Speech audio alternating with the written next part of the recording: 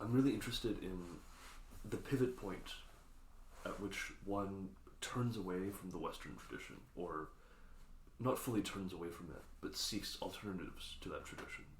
My breaking of continental philosophy in sort of the hyper-Western sense, it was before, I think, mostly occurred when I went to China for the first time. And like basically since I was young, and just like being in this space with so many Asian people made me very upset that I felt like I was sold this promise of being happy in Canada, and Canada being this land of opportunity, which I knew was like all fake and stuff before, but like I really felt it there in China. Right, I just felt this experience of deep anger almost, that I feel like so much has been taken away from me just by growing up in like this Western context. Right, even as you've become completely adaptable to the Western context. Yeah. You've become a very good reader of Western texts and a very good interpreter of Western media. Yeah. It's not like you don't have tools in the West. So like when I say Chineseness, like what comes up? What is the first association you grab to? Oh my god. The word Chineseness sets off like a kaleidoscopic firework for me. It's no longer confined to family or being good at math or China itself as a nation. It's much more like multifarious and diverse than that. Do you feel sort of distance from the term Chinese as opposed to something like East Asian? Like when someone, like, do you feel almost like embarrassment to be called Chinese or identified as Chinese as opposed to like East Asian or Asian? There's different types of embarrassment, right? The embarrassment about being called Chinese is I don't want to be associated with the state of China. Right. With literally the nation and government of China. They're not ideologically, they're like very opposed to me, I feel. Mm-hmm. But I don't like East Asian either because it's too general. It lumps too many specificities into like a general name. And I just don't know how useful it ever is to talk about the Asian.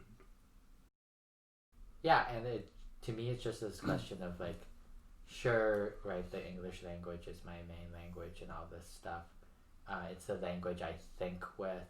It's a language I'm more comfortable with. But it's a language I feel like I have a lot of resentment for. Like, right, there are authors who write out of love for the English language, and then there are those who write out of like almost like hatred at what it's done to them, how it's limited them. Like how Celan wrote in German, for example. Right. Yeah, like how Celan wrote in German, how like Joyce wrote in English, right? Yeah. Even though there's all this sort of violent history with Dublin and English. And what does that really mean? Mm-hmm. Right? Yeah. What does it mean for me where I feel angry towards my primary language, and I feel distant towards my mother tongue, right? And the attraction to the Chinese language occurs sort of within the English language itself. The way the English language depicts the Chinese language as Oriental, one already creates the space of Orientalism in my own thinking of Chineseness. Yeah. The English language makes alien the experience of Chineseness through its own articulation of Chineseness. Yes. But it makes it alien in a way which makes me fetishize or desire that Chineseness. Mm-hmm. Absolutely, because its disposition toward Chineseness is one of fascination, one of idealization, one of the promise of the ideogram as a container for meaning, the depth of the Chinese character and what it can do because it's pictographic as well as phonetic.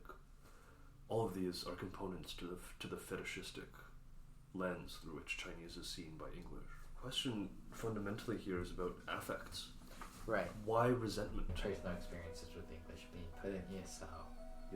even when I didn't know Chinese, and like just this repeated experience of essentially the institution telling me I'm bad at English when I feel like I was just fine.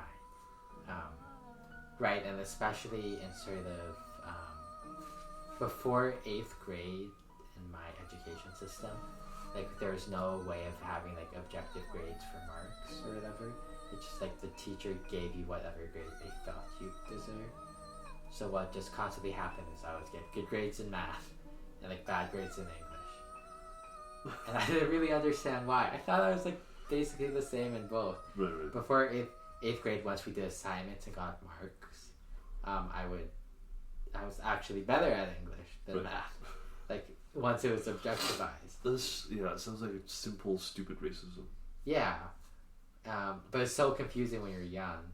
Yeah. Especially when you're like put into ESL and you're like taken away from the class. It's just a shameful walk, right? Like it's class, and then you're like, someone a helpful counselor comes and they're like, Eddie, and then like, you know, I have to come away from class and everyone sees me walk out, and I go through this cramped room. And they like just teach me like, you know, how to say happy, how to say I'm sad, you know, like just these very, you know, how to pronounce L, how to pronounce R, like that I have, and or not so much why resentment, but what else other than resentment? Because I don't know, resentment is a kind of bad attachment to me. I have this belief in this power of language, this liberating power of language, all these things, and when I reflect on my own experience with language, how it's been weaponized against me in very explicitly like anti-Asian ways, right? Like to be called a racial slur, to be assumed one cannot speak proper English, to be assigned to ESL classes. Exactly, to be assigned to ESL classes even though, you know, you think you speak perfectly fine English. Like that violence is a failure at, you know, it's the failed promise of the English language. But I don't think it has to be a relationship of resentment. And why not? Because, like, I recognize the sort of binary between Chinese and English is always fluid. There's really no way we can say, like, this is the end of the English language, this set of words, and this is the end of the Chinese language. In Chinese, right, there are a bunch of English words embedded in the language system itself. Like the word cool. Yeah. Well, yeah, there is no pure language. There's no... No, but there also is not like a demarcatable, distinct natural language that is a solid entity that you could call English for sure and Chinese for sure, because languages are blurring into each other.